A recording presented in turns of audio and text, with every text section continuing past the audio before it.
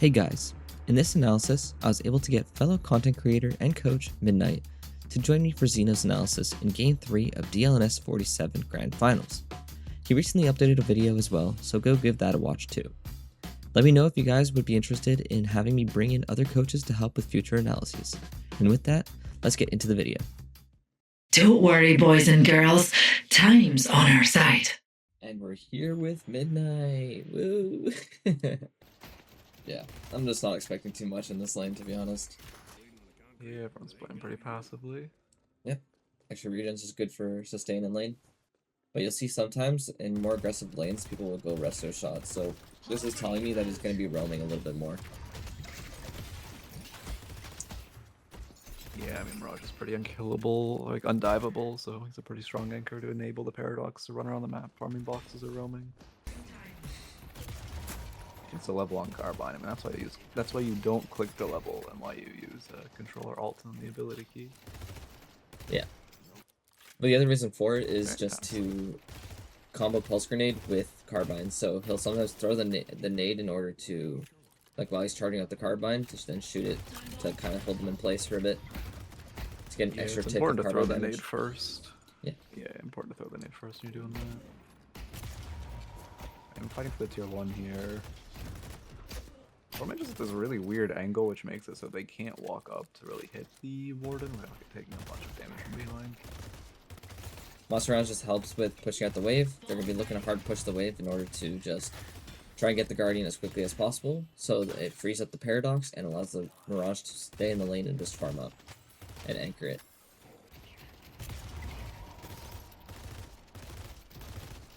They punched Dorman for this box. They're getting a lot of early tower damage. They must have seen him roaming or heard something. Or there's a good read, they know he's boxing.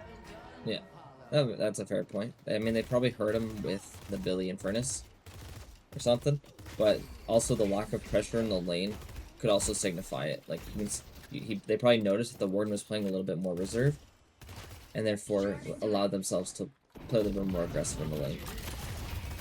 Yeah, like one thing you'll know, like, this is kind of, it's weird because it only happens at a very high level and it's hard to recognize, but also with Warden playing passively, sometimes you'll see higher level players bluff that their teammate is with them and he would play very aggressively if he knew the Dorman hadn't been seen, which wouldn't give that passive information, but... That is true. The other thing was, he'll be using the Paradox Ball, like you can see it here. He's using it to get the bonus damage from it, so he's able to take the Guardian a little bit quicker as well. They did a great job pressuring this mid.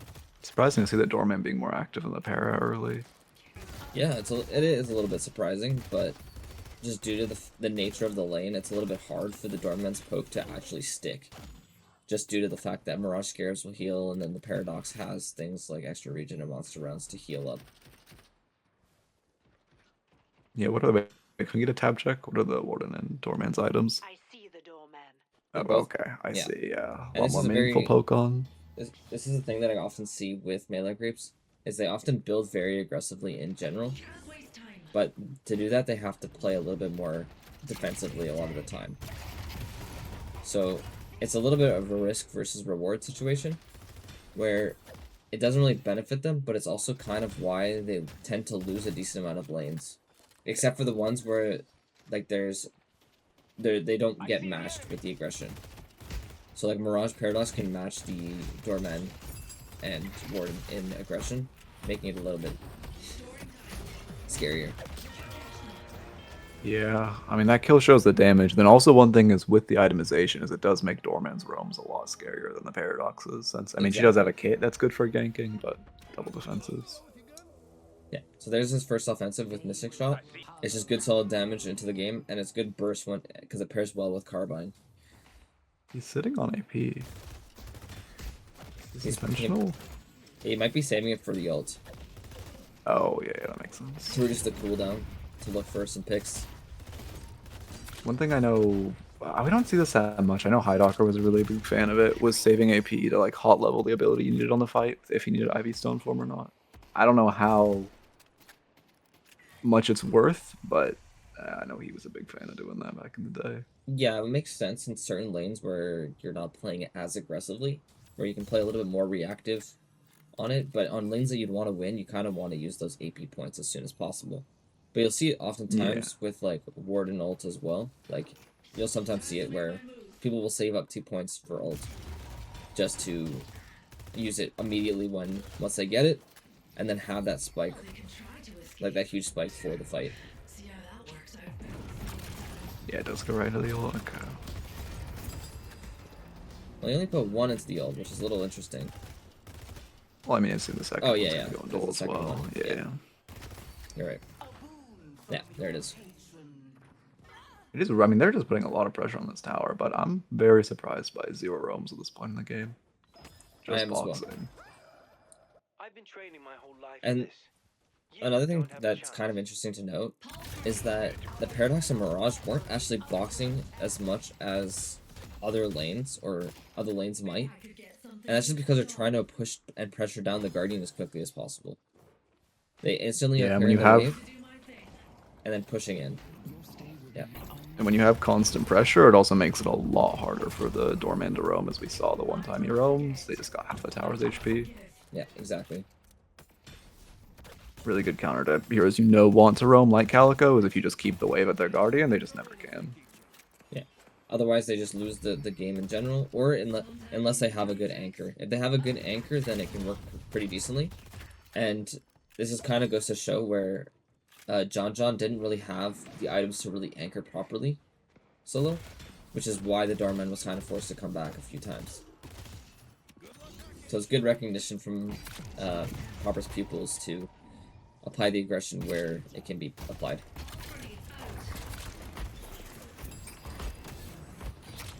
Oh, you have a little movement tech.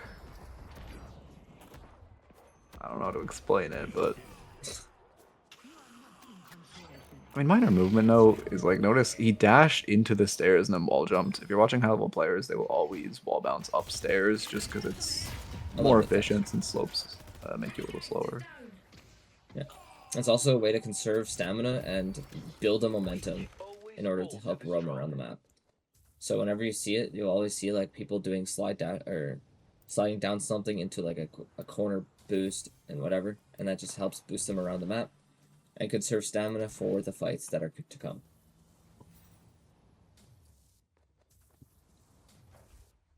Yeah. Harvest Peoples have won every lane, and it just opens up the map so much. But this is like the difficulty of going into like a character like a Doorman. Doorman can always play super aggressively due to the fact that he'll have a door up at all times.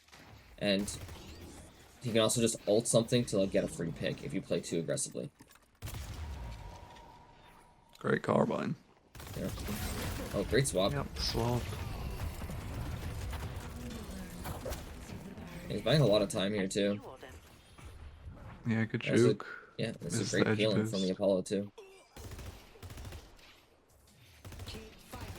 Silver might actually end up dying too for it. Great kill. Great little bait. The kills mid should give him a lot of pressure into the jungle. Yeah, and you can already see that the team is already immediately going to it. And the Eternus is looking into the jungle, getting pressured by the Viper, but because the Eternus is up, he's not afraid to take that fight. And now they have the rotations set up with the Mirage. So the Mirage just grabbed the air and shoved out the lane, and he's just going to get a big influx of souls, which is going to boost him so much. Veilwalker is really good for the picks. Just being invisible, coming out of the shadows. And your first mark of Carbine does not bring you out of Veilwalker, so you can charge it while you're in the Veilwalker stealth. And surprise a lot of people. Yeah, and the healing just allows you to have a lot of uptime as well. Yeah. Yeah. Right now all they're doing is they're looking for a pick, but they're trying to maintain blue prio in order for the rift that's coming up soon. So from my assumption right now, and the way that they're positioned, I'm assuming the rift is on green lane. The Geist is farming aggressively, trying to make sure that the farm is off the map on that side. And then they're playing super aggressively in the blue lane, and they're applying pressure with the Mirage in the other side of the map, who can use TP to TP into the fight. So they're probably looking to set up for some sort of split push because they're so far ahead in this game. They don't want to contest the rift, and that's why they have the Geist over there. Just to hold off the pressure and have good solid wave clear. This is great snowballing so far from Popper's Weakness. And something to note as well is the way that FPSL tends to play. If you notice in a lot of the games, Zeno is actually one of the more rich players on the team. And even though he's playing like these pick characters and maybe these like slightly off carry roles, the FPSL is willing to give him the money because he knows how to use it properly. And plus with like characters like Paradox, when the game gets to super late game, she'll get double bomb, which helps a lot with the damage and AoE swap in a lot of the fights. Yeah, we already have max swap, which is again just that AoE swap kind of infinite value. Yeah. Pseudo last ult. It's great for those things like mid boss and whatnot. And with the team comp that PP has, they can easily look for a mid boss with how much damage they have. Like Paradox bombs do a lot. Mirage gun can do a decent amount. They have triple M1, Billy melee, Sir Shred. Like I wouldn't even be surprised if they look for a mid boss right now with its respawn timers, but they're not set up for it, so they can't. Our green walker is under attack. And they just lose Green Walker due to likely the Rift minions that they had to give up. But in the return trade, they got a Yellow Walker, so it's okay. So it is a net down, but they can still maintain the snowball because they have their lives to spare. That were spared. Yeah, and considering it's comeback rift, it's not that negative of a trade since it wasn't really contestable in the first place. Yeah. BRS is a pretty interesting buy, especially with how he's building. Because he has like things like Mystic Shot and whatnot, I'm a little bit surprised because he's not entirely gun focused this game. But it's still a really good item because Paradox's base gun damage is quite high.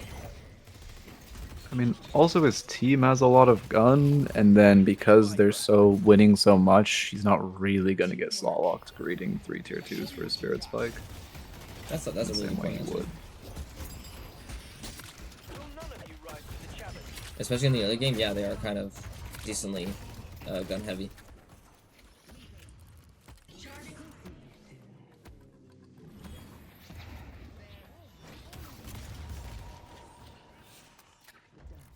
And that's just great team fighting. The fact that Eternus lived there is actually insane.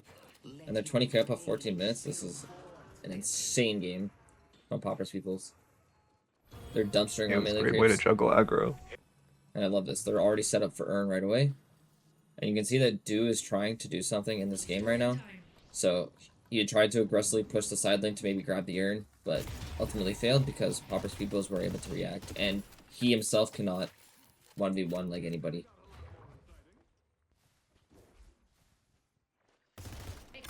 Yeah, I mean, he's just constantly keeping this mid lane pressure up. Having mid-wave shove just it unlocks so much more of the map.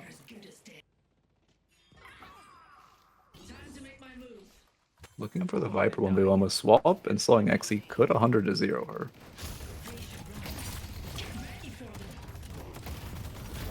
I mean, first is coming too, so this is huge.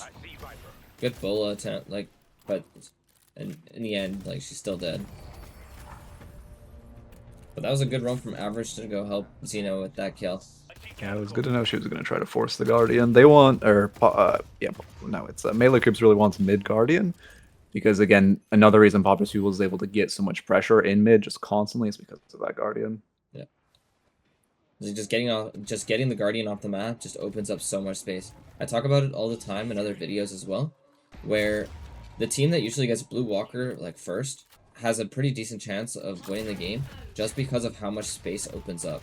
You'd much rather keep your Blue Walker alive than either of the side lane walkers, just for the fact that it can hold a lot of ground.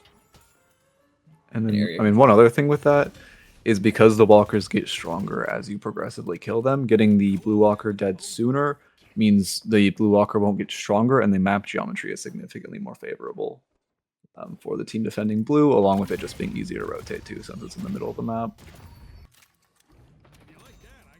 Yeah, and the two recent buys of Duration and Mystic Expansion are just simply for the nade. So Paradox tends to go into double nade build later into the game with Echo Shard, and he's just setting up for it right now. And plus the greater expansion, I mean, will also help with like paradoxical swap later on once he does upgrade it, because it will also increase the range, which allows him for longer range swaps and picks. Yeah, and the duration is nice for our. We have a lot of items that benefit from as well with Veilwalker, Cultist, Slowing X. Yeah, and the sounds from the wall is also very helpful as well. He's playing a very safe game. I think it's interesting to watch how. I mean, he's just not. He doesn't want to get picked. If he gets picked, it's just really bad for his team. So he's just not looking. He's not forcing anything. He has to alone. He just cultisting his own camp or own creep there. Like they're not looking.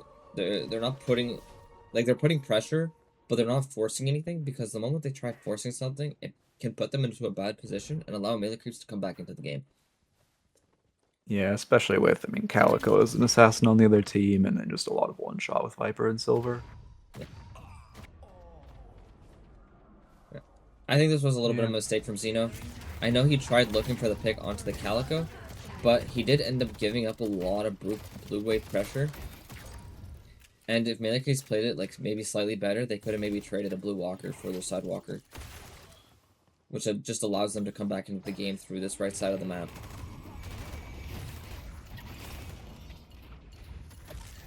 This fight should end in mid-boss. I guess, well, if they all get away, it will not.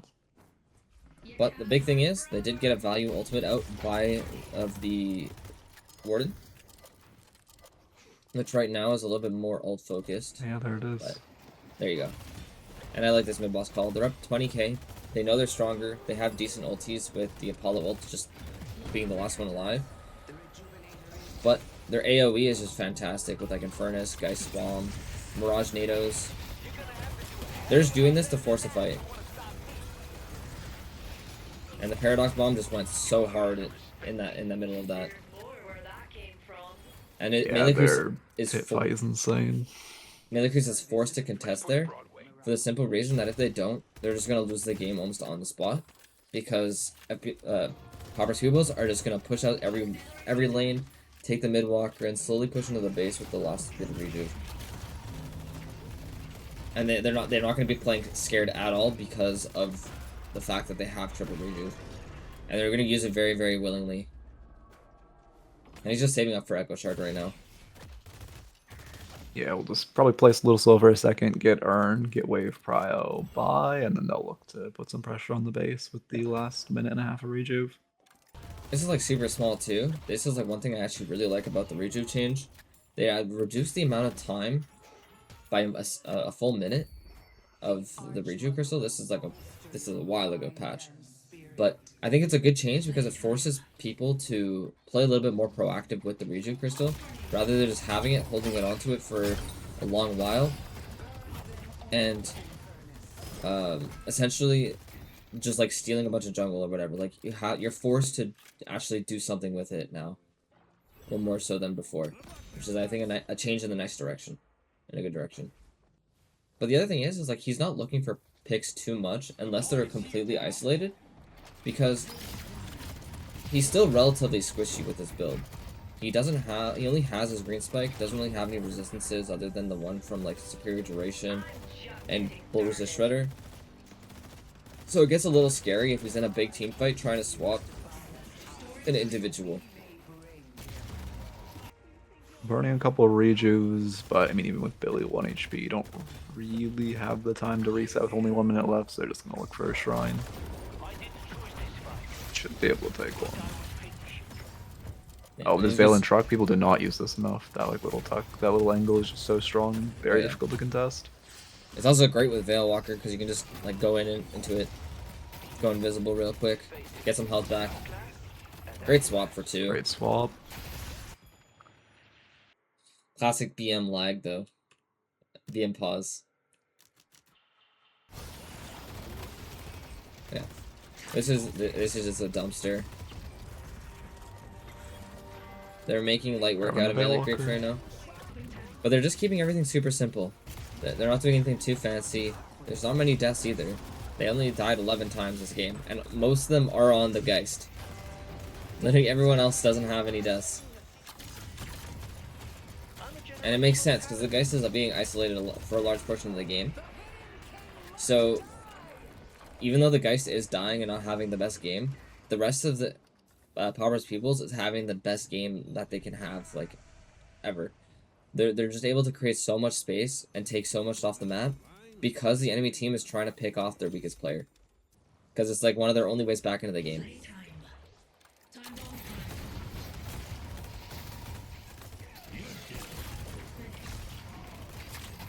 Yeah, I mean, it's almost a desperation chase from melee creeps, but they are finding kills. Yeah, it is a desperation chase. It'll be a 2-for-2 likely. Oh, great swap. Yeah, great swap. So it is a 2-for-2. Like, that does benefit melee creeps, but in the end, it's also not that great because if they wanted to, if they play it like perfectly, but this is like only if they play it perfectly, they could look for an end.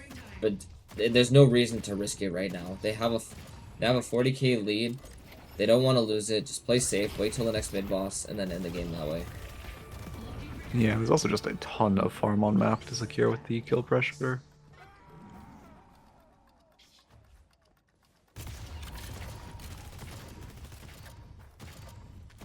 And this is another benefit of having double nade, or playing around the nade. The jungle clear becomes so much faster, and it just augments your farming speed so much, just allowing you to build a large economy pretty quickly. Like, you can see that Pauper's Peoples are very, very rich at this point of the game. Like 36k on the Eternus, 30k on the Paradox, 30k on the Apollo. Like, even the carries are just very, very fed. Like, every single person is rich. Even the Geist, who's been behind for most of the game, is very, very rich. And the only way back into the game for melee creeps is through John, who's at 37k. Who's really only matching average in farm. So it's not too big of a threat. So as long as Pauper's Peoples kills John in these fights, they pretty much win the game. And in theory, melee creeps isn't even really a comp that can lose early because we have the Geist and Mirage on Pauper's Peoples, so... Yeah. Kind of, interesting bomb there. I believe that one clips the camp right below the doubles through the wall, and that's why he threw it there. Yeah, it might have been just to reset the camp or something, because someone might have taken the doubles, and they just wanted to reset the camp. Or it's just to get a little bit of extra farm before a fight.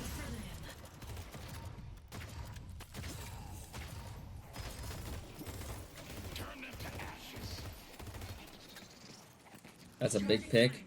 It's a little sketchy that they use the Infernus ult here, because mid-boss is coming up at 20.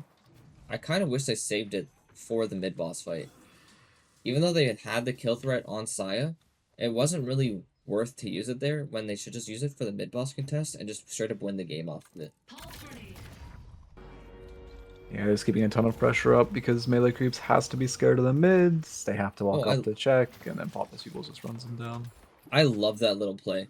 He actually actively ignored the people that were in front of him just to secure the kill in the back line.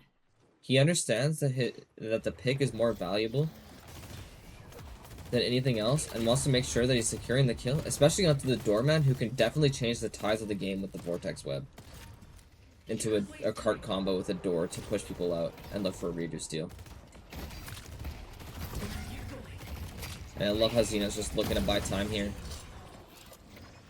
And he calls it out, they turn, they get the free kill. They pressure Do away from the fight as well, and they're just gonna finish mid-boss to essentially win the game here.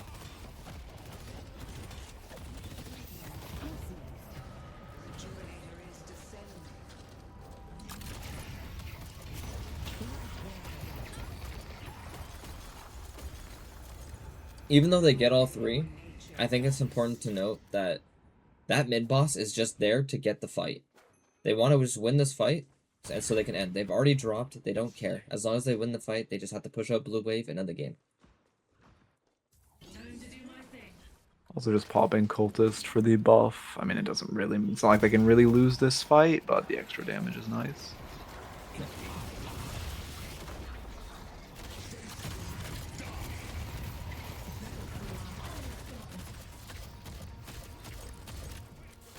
And that's just GG's. That was just a good, solid game from Pauper's Peoples. Good, clean, all the way through. They get a lead and they never lose it. Good game. Good job to Pure Content for whipping them into shape.